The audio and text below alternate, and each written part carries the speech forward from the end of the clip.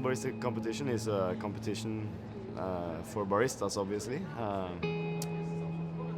and you know I've been competing with this, competing in this competition in the past, and also in the beginning years. And I know it was created to promote the barista craft, because I mean, this format we have now was created in Norway in '98. That was the first competition, and the first World Championship was in 2000. And I know that the founders created it because in our culture in Norway, and also in the US, except you had Starbucks already, the coffee shop culture was totally new.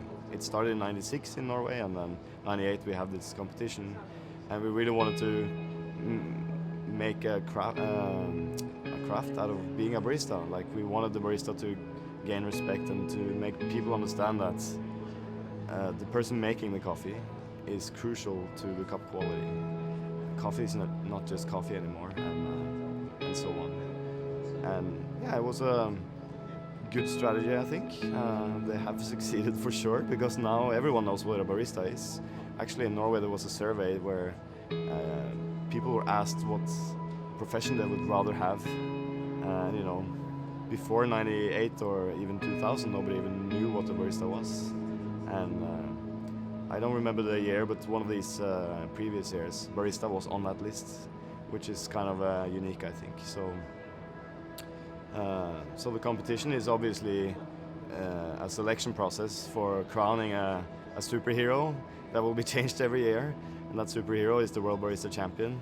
And I think the role of that person is not just, it's not just to be able to prepare good coffee. Of course, you have to be able to prepare good coffee, a good espresso, cappuccino, and whatever signature drink you prefer to prepare. But also, it needs to be a good ambassador for coffee, because that person is going to travel around the world, teach new cultures and new baristas about coffee, communicate with farmers. So that person really needs to at least have some understanding of how the coffee trade works, how coffee is farmed, how it's roasted, how it's brewed. But obviously, once you win, like what happened with me, you get a lot of opportunity to travel to coffee origin, visit farmers, visit young coffee cultures, old coffee cultures, and learn a lot, so you can even get better at communicating that message in many different formats, whether it's for a media, or if it's for aspiring baristas, or whether it's for farmers, or whether it's for people that have been in the coffee industry for 50 years or their whole life. A barista has to be able to communicate and innovate for the industry and teach it to all those people.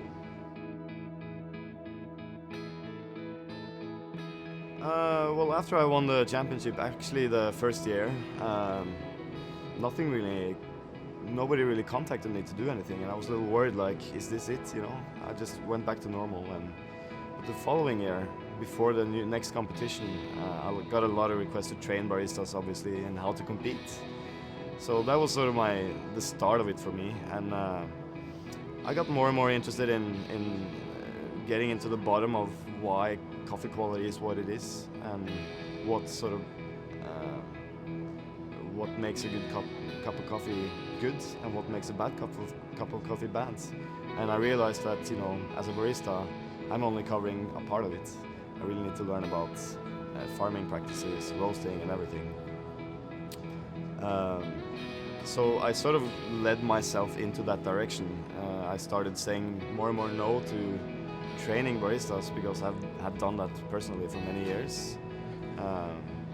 And getting more into jobs where I could learn more. And after a while, you know, you start getting a lot of contacts and a network, so you get invited to do lectures and whatever, and every time you do this, you learn some more and you gain experience, and so it's like a snowball that starts running, and it gets bigger and bigger. So I think, like, winning the competition gives you a key to a lot of doors, but it's up to you which one you open, and it's also up to you if you want to open them. Not every champion wants to travel the world and be a lecturer all the time. And I think that's their right to have that choice.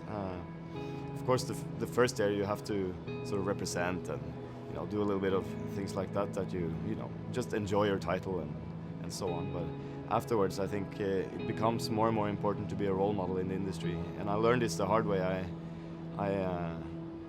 With social media, actually, I was thinking of social media as like a personal platform to communicate with friends and joke around. And all of a sudden, I realized I had many thousand followers, and if you said something that would offend someone or was negative towards someone, or that really spreads fast, and that's when I realized like I am actually an ambassador. I'm not a person anymore in the public space. So you have to be careful what you say, but you also, I think it's my responsibility and to also provoke so that the industry progresses and also challenge things.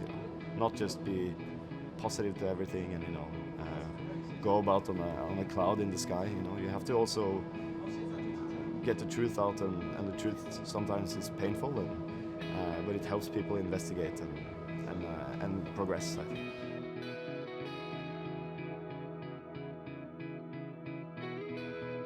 I have to say though, I didn't expect it to last this long. I expected that once you become a champion, you're the champion for that year. And the following year, all the baristas in that following competition will sort of copy what you did, and we used to see those cycles a lot. Now it's a mayhem because internet is more developed now than it was before. Social media, so now you see all kinds of baristas that get inspired, and it's not necessarily even the champion who is that role model anymore. Other baristas are also role models. So my surprise was that it's 11 years since I was the champion, and I'm still being recognized on the floor here. And that is, the start of it was this championship and that title. And I think you can sort of surf that wave if you want to. That has never been a goal for me, but for me it's been a goal to have an influence on the industry and try to change it towards a positive direction. And that's why I've been very vocal in the industry as well.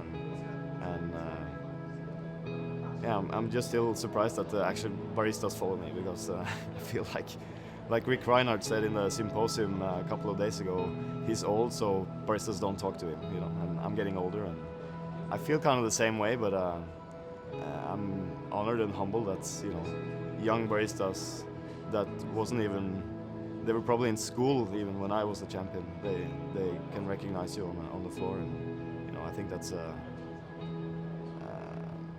fortunate position to be in. But yeah.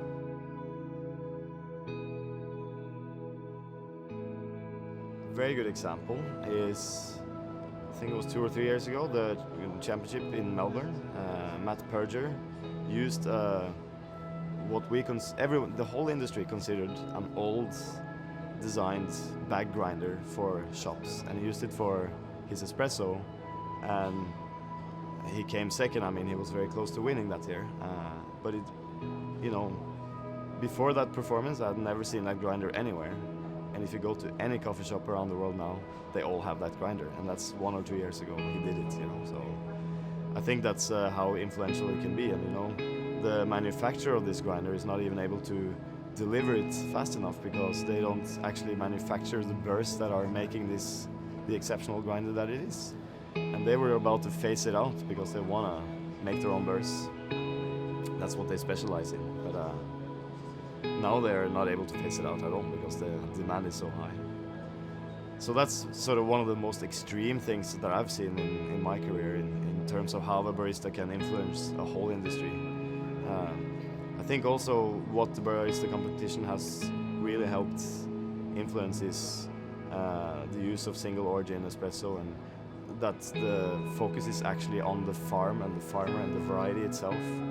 When I started competing, we were all using blends. In my blend that I had blended and roasted myself, which was sort of revolutionary at that time, I had a Colombia, it's like saying I brought a French wine, whether it's red or yellow or, you know, what grape it was irrelevant. It was from Colombia, and everyone knew what Colombian coffee was. Of course, today we know that that's not the case anymore. Yeah, so and I had like 5 or 6 coffees in that blend, and today, you know, I was just watching the Norwegian champion earlier today, and he was using a coffee from Honduras, and one of the persons behind that coffee, the exporter and the guy that has been pushing this farmer to develop, he was in the audience, you know, and I know the farmers are sitting back home in Honduras watching the live stream. I mean, and that's incredible, and I think the barista competition has for sure been a part of that influence, along with other things like the Cup of Excellence and so on. But the fact that a lot of champions have won with a single origin coffee just kills the old myth that, you know, one coffee is not complex enough alone. You have to blend it to create a bigger flavor. But personally, I don't believe that's true. I mean, you would never blend Italian wine and a French wine to make it more complex. You know, you enjoy it for what it is, and you drink different wines at different times. I don't know anymore. It's so long since I competed. But I haven't really studied the last 5 years in terms of the score sheet. But you know, the winning recipe is, in my opinion, the same every time, regardless. Of course, you have to have a fantastic coffee, and your beverages have to be prepared in an exceptional manner. That goes without saying. But let's just say that everyone does that here. They're all champions. So whether the judge prefers this or that, it's a little, you know, subjective. And that's why we have human judges. And I think that is very healthy, because that's our everyday life. Every customer is a judge. And we have to convince them that the coffee that they're buying is the best choice for them. So what really differentiates the champion from the second place is probably not the quality of the drinks itself, because we can assume that at least first, second and third place are making exceptional drinks, because they have been the top 3 of, you know, 60 baristas or whatever is competing now. So you gotta have that sort of X factor that everyone talks about, you know. And that X factor for me is you have to have a message. It's not enough to just say, I'm using a coffee from farm X and I prepared it in this manner and it's gonna taste like this and that. You have to be able to really capture the attention of the judges. And the way to do that is to sort of bring their attention to something that you want to tell them and teach them, but not without being like the teacher. But, you know, it's about creating a good experience. And for these coffee professionals that are judges, a good experience is when you learn something without realizing you're actually learning something. You're tasting something that you might never have thought about or tasted before, and you just feel taken care of in the best possible way. And I'll give you a good example of this, because I came second twice in the championship. First time, you know, I just competed for fun, it was great. Second time, I thought I was going to win, because in my opinion, I was the best barista in the world, you know. And I had made sure my technical skills were, you know, flawless. They were perfect, and they were. But I didn't win, and I didn't understand. You know, some people said, "Oh, it's your coffee and whatever," but the winner used a very big commercial roaster, so I didn't understand that. 2 years later, I watched the video to train myself for the next competition I wanted to compete in, and I watched the video from the finals, the winner and myself, to see, you know, what was the big difference here. Because I knew I technically made better beverages than the winner, and I could see that on the video. So I was focusing on these details, and I couldn't really understand, you know, but I did this and he didn't do that, and he did a mistake here and I didn't do that. Then I realized the presentation. I was this young, you know, obnoxious, thought I was the world champion, you know, arrogant, not a pleasant person to be served by. And then it doesn't matter how good your drinks are. If the judges, who are your customers at that moment, don't have a good feeling inside them, because they're served by a rude person, of course you're not gonna get that little, is it a 5 or is it a 6 or is it a 4, is it a 5? If you have a negative experience with the barista, of course you will have a negative score. If you have a positive experience with the barista, which Fritz, who won that year, you know, he was one of the nicest customer experiences I've ever seen. He was there by accident, because the 6th place was disqualified, or 6th finalist was disqualified, so he was, you know, on his way to the airport, people called and he came back to compete, and he just, you know, enjoyed it. And everyone enjoyed watching him, including the judges, and that's what sort of tipped him to win, I think, because it was just a much better experience. Back then it was a little different. You could afford to lose some points. I lost a lot of points in the finals that I won because I wasn't focusing on technique. I was too nervous, you know, so I was just trying to focus on getting my job done and talking with the judges. Today it's a little different, so you have to tick all the boxes, of course, on technical, but these baristas, you know, they are so much more focused and better at that than we were back then. They have studied the competition, probably competed many more times than we did, and they really know how to do the technical part of it. So now the difference is, of course, the flavor and the sort of sensory experience. But I think that customer service really influences you as a judge. Although we like to think, you know, we're perfectly able to be an objective judge. That's not the case. We're all human beings. We have feelings in the brain, and yeah, I think it's very important to have that momentum while you're on stage and that positive, you know, energy. And if you feel too nervous and you start, you know, freaking out, you don't have a good experience. The judges don't either.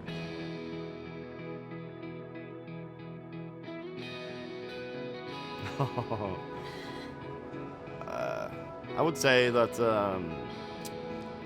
a lot of times I hear like a national champion say, I didn't have enough time to prepare for the WBC. For me, that doesn't make sense, because if you look at the winners over the years, they have been preparing for a long time, and the goal is not to be the national champion and then the world champion. The goal is to be the world champion. To become a national champion is just a hurdle you have to jump over. Of course you have to become the national champion, but the goal is really to be the champion for all of these competitors. I know, because I've been competing and I know how it works. So you have to just prepare. It's kind of like preparing for an act with the presentation and everything, but also the technical part. You have to rehearse it, so you don't have to think about it while you're on stage, because while you're on stage, you don't have time to think. Most of these people are very nervous, and it just needs to be pressing play, and it's sort of you practice it so much, so it's natural for you. And that takes more than 2 and 3 weeks, you know, that takes years, and very few people have won the first time they competed. So getting the experience as well, competing, getting the feedback from the judges, getting more and more experience, you know, perfecting your routine. That's how you become the world champion. I mean, this is almost like a sport. I mean, nobody wins the first time they enter. If they do, they're lucky, you know. And it's about practicing and also tasting a lot, finding the right coffee. You know, it's not necessarily your favorite coffee that will get the best possible score. You know, you have to understand the format of the competition and what sort of gives you more points and not. And that takes some experience and a whole lot of training. I would say competing on a national level, especially if you have a lot of national judges, taste is a very cultural thing. So you might select different coffees and for that round. It's also a lot about timing, you know. Sometimes the national competition is in a time where you have these kind of coffees, and then the World Championships comes and you won that, so you put a lot more resources into sourcing a better coffee. And it's funny how these things work. I mean, you could easily just source the coffee the year before and freeze it, and you'll have fresh coffee for the competition. But so it's I mean, for me it wasn't a difference. For me it was preparing for the World Championship, testing my routine in the national championship, hopefully win it, and then getting the feedback and perfecting it for the world championship. For some baristas, they change their format totally, which of course can be a positive thing if their original format didn't work for the competition. But in my opinion, you just have to prepare as good as you can, and then based on the feedback you get, interpret that and not necessarily follow everything the judges told you, but get your own opinion about it and change it the way you want to change it. Because for me, it's about expressing yourself on stage. I tried to follow what everyone told me once, and that even though I did good in the competition, it didn't feel good. And for most of these baristas, they won't win. There's only one champion, world champion, I mean. So the important thing to take back when you have competed is that you actually did your best, you did what you believed in, you have a good feeling about your performance, you delivered something you're proud of. And the only way to do that is to do what you firmly believe in yourself, and that's how you express your personality through the routine, and that's how you can differentiate yourself from other baristas. It's your personal interpretation of what the best espresso is, what the best cappuccino is, and so on. Oh, it definitely the competition has influenced the whole world. I mean, in the beginning it was a very sort of closed niche thing, and you know, there's not a lot of outsider people who watches this competition, because to be honest, it's kind of boring. If you're not very into coffee, it looks like everyone is doing the same. The baristas, however, are extremely interested because they want to learn as much as possible. Competition, for me at least, has developed the way I make coffee in a much faster pace than it would have developed if I didn't compete. Because in the everyday life, you're busy in your store and you don't have time to experiment. But for competition, you really have time to focus on experimenting and pushing things forward. And because of the internet, and nowadays the competition is live streamed all over the world, so everyone is able to watch this. Before, it was only the few people who went to the event who could see it. And like I said with the grinder, the EK43 and the spread of that, I mean, that has been a huge influence, not only in terms of people buying different equipment, but also in how people brew, because you have to change the way you brew. The brew ratios are different. You change the way you roast, because it doesn't taste good if you extract more with a poor roast, because then it tastes more of that poor roast. So it's definitely massively influencing the industry. And I was just at the new Starbucks Reserve store that is very much inspired by the independent store that are very much inspired by the competition. So, now one of the big players are really watching this. They're even very present here at the fair this year. And I think that's great, if we can change the big players. They are the ones who are promoting what we're doing in a much more efficient way than we are doing, because we're small independent stores, but they're reaching out to so many more customers than we are, and that's a great thing. I think it's a good thing that we can promote coffee in a better way every day.